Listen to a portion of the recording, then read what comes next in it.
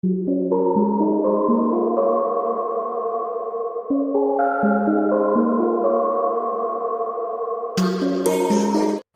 The Lord. सभी को जय मसीह की। अजीज़ों, आज हम सीखेंगे मिलाप वाले तंबू जिसे मूसा ने बनाया था। निर्गमन 25 अध्याय के अनुसार हम देखते हैं उस पवित्र स्थान में 3 भाग है। उस मिलाप वाले तंबू में 3 भाग है, जिसे हम इंग्लिश में बोलते हैं टैबरनेकल।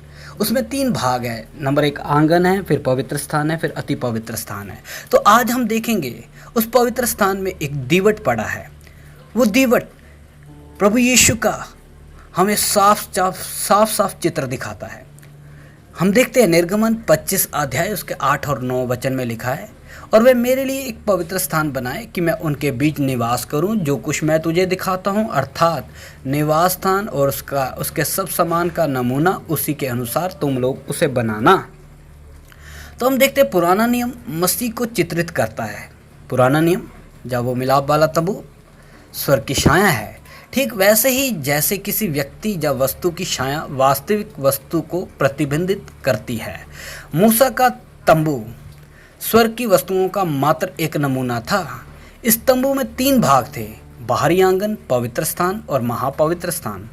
हम देखते हैं सोने की दीवट पवित्र स्थान में रखा गया था, जो कि प्रत्येक दिन जला करता था, जो हर रोज क्या करता था, जला करता था। तो हम देखते हैं परमेश्वर ने तंबू बनाने की आज्ञा दी, तो उससे पहले उसने स्वर्ग में मौजूद भवन को दिखाया मूसा को, क्योंकि यदि परमेश्वर उसको ना दिखाता तो मूसा को इन सब वस्तुओं को बनाने में कठिनाई का सामना करना पड़ता।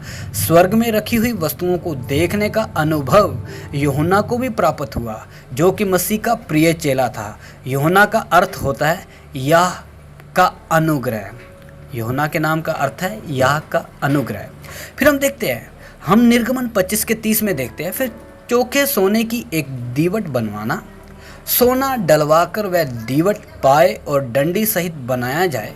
उसके पुष्पकोश, गठ और फूल सब एक ही टुकड़े के बने। हम देखते हैं अजीजों, प्रकाश का एकमात्र स्रोत तंबू के अंदर कोई खिड़की या विंडो नहीं थी। उसमें बाहरी प्रकाश का कोई स्रोत नहीं था। बाहरी कोई भी उसमें प्रकाश नहीं आता था। उसमें कोई खिड़की नहीं थी। केवल दीवट ही प्रकाश का एकमात्र स्रोत था, जो कि मसीह का प्रतिनिधित्व करता है, क्योंकि यीशु प्रकाश का एकमात्र स्रोत है। जैसे कि हम यूहन्ना 8 के 12 में पढ़ सकते हैं। वहाँ पे लिखा है, जगत की ज्योति मैं हूँ, जो कोई मेरे पास आएगा वो अंधेरे में नहीं रहेगा। तो अजीजों, एकमात्र यीशु ही उस जो मंदिर में पवित्र स्थान में रखा हुआ दीवट है, वो प्रभु यीशु को दिखाता है। और कलीसिया परमेश्वर का तंबू है। कलीसिया क्या है? परमेश्वर का तंबू है। आज उसी तरह हम कलीसिया, हम परमेश्वर का तंबू है। हमारे जीवन में प्रभु यीशु मसीह क्या करता है? रहता है। तो हमारे जीवन में वो रहेगा तो वो हमें रोशनी देगा। इसलिए दाऊद बोलता है, तेरा वचन मेरे पाँव के लिए दीपक है। तो इसलिए मेरे अजीज़, मेरे प्यारे भाई बहन, 1 कुरिन्थियों 3:16 में लिखा है, क्या तुम नहीं जानते कि तुम परमेश्वर का मंदिर हो? तो मैं आपको बताना चाहता हूँ, केवल मसीह ही कलीसिया रूपी तंबू को प्रकाशित करता है। केवल मसीह यीशु ही कलीसिया रूपी तंबू को प्रकाशित करता है। हम देखते हैं 2 कुरिन्थी 4:6 में हम ऐसा पढ़ते हैं, इसलिए कि परमेश्वर ही है जिसने कहा कि अंधकार में से ज्योति चमके, और वही हमारे हृदयों में चमका, कि परमेश्वर की महिमा की पहचान की ज्योति यीशु मसीह के चेहरे से प्रकाशमान हो। तो आज हम अजीज़ों देखेंगे इस दीवट को और भी विस्तार से, गहराई से। हम देखते हैं चोखे सोने की दीवट। दीवट सोने के एक ठोस टुकड़े से बनाया गया था, जिसकी यूनिट एक की कार की थी, जिसका वजन लगभग 120 पाउंड का रहा होगा। ये बहुत भारी था। इतना ही नहीं, बल्कि ये बहुत महंगा और बहुमूल्य भी था। वर्तमान सोने की कीमतों पर लगभग ये 2.4 मिलियन का होगा। इसलिए बाइबल कहती है, सो तुम्हारे लिए जो विश्वास करते हो वह तो बहुमूल्य है। यानी कि वह यीशु मसीह तो बहुमूल्य है, पर जो विश्वास नहीं करते उनके लिए जिस पत्थर को राजमिस्त्रियों ने निकम्मा ठहराया था, वही कोने का सिरा हो गया था। 1 पत्रस 2:7। तो हम देखते हैं हथौड़े से पीटना, हम देखा निर्गमन 25 का 30 पद को हम देखते हैं। पद 30 कहता है कि सोना डलवाकर वह दीवट पाए और डंडी सहित बनाया जाए। यहाँ पर प्रयोग किया गया शब्द डलवाकर एक गलत शब्द है। इसके स्थान पर हथौड़े यानी कि हमड़ शब्द का प्रयोग किया जाना चाहिए, जैसा कि हम NKJV वर्जन बाइबल में दिया गया है। हम देखते हैं वहाँ पे इंग्लिश में लिखा है, you shall also make a lamp stand of pure gold, the lamp stand shall be of Humbert work. तो हम इंग्लिश में पढ़ते हैं हम्बर्ड यानी कि इस स्थान पर हथौड़े का इस्तेमाल किया गया है। तो हम देखते हैं, मैं पढ़ता हूँ, हथौड़े से दीवट पर काम किया गया और उसे एक रूप दिया गया। हथौड़े से पीटा जाना क्रूस पर मसीह के कष्ट और बलिदान को दिखाता है। वह रोमन सैनिकों द्वारा पीटा गया, हथौड़े से उसके पांव और हाथों में कीलों से बेधा गया। तो हम आगे देखते हैं, अब उसकी 6 डालियाँ उसके अलंगों से निकली। 6 डालियाँ उसकी अलंगों से निकली। 25 का 32 में हम पढ़ते हैं, निर्गमन 25 का 32 में लिखा है, और उसकी अलंगों मतलब साइड से 6 डालियाँ निकले। 3 डालियाँ तो दीवट की एक अलंग से और 3 डालियाँ उसकी दूसरी अलंग से निकली हो। निर्गमन 25 का 32। हम देखते हैं दीवट में 7 डालियाँ होती है। दीवट में 7 डालियाँ होती है। बीच वाली डाली मसीह का प्रतिनिधित्व करती है, क्योंकि यूहन्ना जब आत्मा में स्वर्ग उठाया गया तो उसने मसीह को दीवट के बीच में देखा।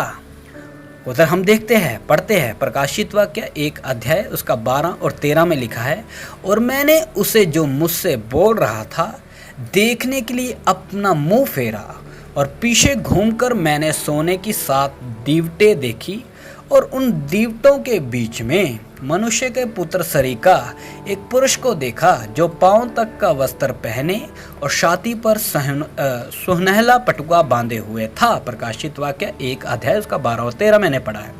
तो हम देखते हैं इन 6 डालियों का निकलना बीच वाली डाली एक अलंग में से होता है। 6 डालियों का निकलना बीच वाली डाली एक अलंग में से होता है। यूहन्ना 19 की 34 में एक रोमन सैनिक ने मसीह के अलंग में बर्शी को बेधा, जिसमें से लहू और पानी निकला। इसी लहू से परमेश्वर ने अपनी कलीसिया बनाई, क्योंकि लिखा है, परमेश्वर की कलीसिया की रखवाली करो, जिसे उसने अपने लहू से मोल लिया है। प्रेरितों के काम 20 का 28 में। तो आगे मैं बताना चाहता हूँ आपको, तो एक अर्थ में हम कहाँ से आए? मसीह के अलंग यानी कि साइड में से। ठीक उसी प्रकार जिस प्रकार हवा को आदम के अलंगों में से निकाला गया। हालेलुया। मैं फिर से आपको बताना चाहता हूँ, तो एक अर्थ में हम कहाँ से आए? मसीह के अलंग में से। ठीक उसी प्रकार जिस प्रकार हवा को आदम के अलंग में से निकाला गया।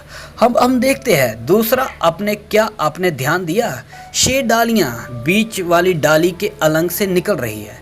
यह संख्या 6 मनुष्य को दर्शाता है, क्योंकि परमेश्वर ने मनुष्य की सृष्टि 6ठे दिन में की थी। और जैसा कि हमने पढ़ा कि बीच की शाखा मसीह का प्रतिनिधित्व करता है, तब ये 7 डालियां बनता है। अंक 7 संपूर्णता का अंक है। अंक 7 संपूर्णता का अंक है। क्या आप कुछ समझे? एक व्यक्ति तब तक संपूर्ण नहीं हो सकता जब तक वह मसीह के साथ एक ना हो जाए।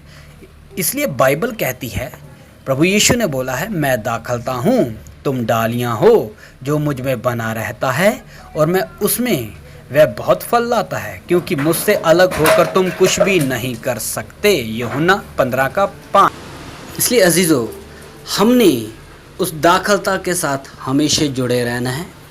प्रभु यीशु ने बोला, मैं दाखलता हूँ, हम उसके बगैर कुछ नहीं कर सकते। तो आगे हम देखते हैं बादाम। अगला जो उसमें है, बादाम का बनावट भी किया गया है उस दीवट में। अब हम बादाम को देखेंगे।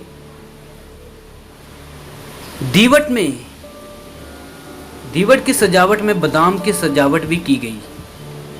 दीवट में बादाम पुनरुत्थान का चित्र है, क्योंकि इज़राइल में सर्दियों के बाद बादाम का वृक्ष सभी वृक्षों से पहले प्रथम फल को उत्पन्न करता है।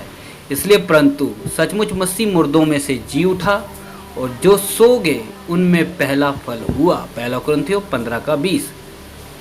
अब मैं आपको बताना चाहता हूँ दूसरी ओर, आपको याद होगा कि जब कोहरा ने मूसा और हारून के खिलाफ विद्रोह किया था, तब परमेश्वर ने हारून की छड़ी को चुना था जिससे बादाम और फूल लगे। जैसे कि हम पढ़ सकते हैं गिनती की पुस्तक 17 अध्याय उसका 6 और 7 और 8 वचन। तो वहाँ पे लिखा है, सो मूसा ने इजरायलियों से ये बात कही और उनके सब प्रधानों ने अपने अपने लिए अपने अपने पूर्वजों के घरानों के अनुसार एक एक छड़ी उसे दी। सो 12 छड़ियाँ हुई और उनकी छड़ियों में हारून की भी छड़ी थी। उन छड़ियों को मूसा ने साक्षी पत्र के तंबू में यहोवा के सामने रख दिया। दूसरे दिन मूसा साक्षी पत्र के तंबू में गया तो क्या देखा कि हारून की छड़ी जो लेवी के घराने के लिए थी उसमें कलियां फूट निकली, अर्थात उसमें कलियां लगी और फूल भी फूले और पके बादाम भी लगे। गिनती 17 अध्याय का 6, 7 और 8 मैंने पढ़ा है।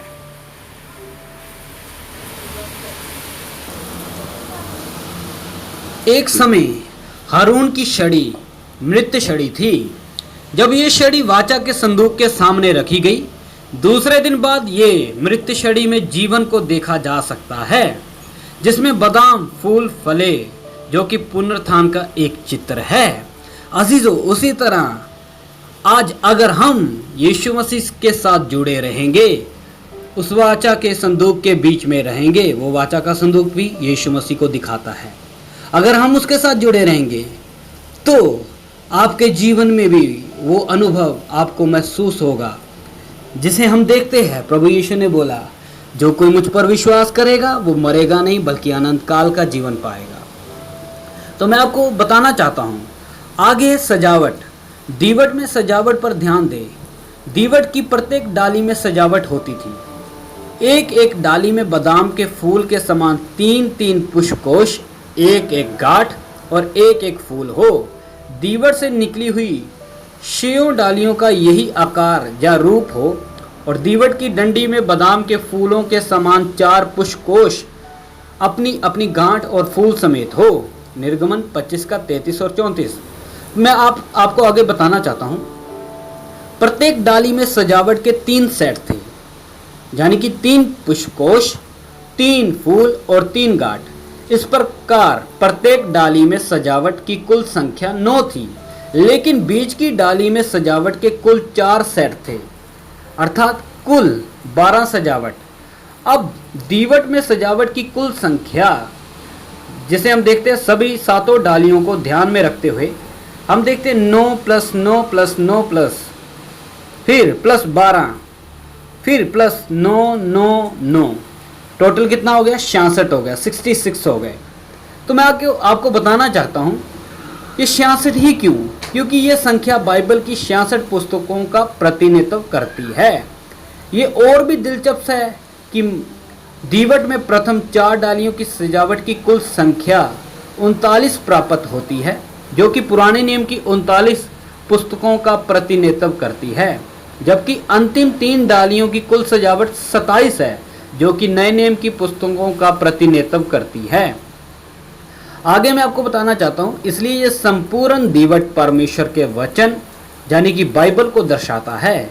इसलिए वे भजनकार कहता है, दाऊद बोलता है भजन संहिता 119 का 105 में, तेरा वचन मेरे पाँव के लिए दीपक और मेरे मार्ग के लिए उजाला है।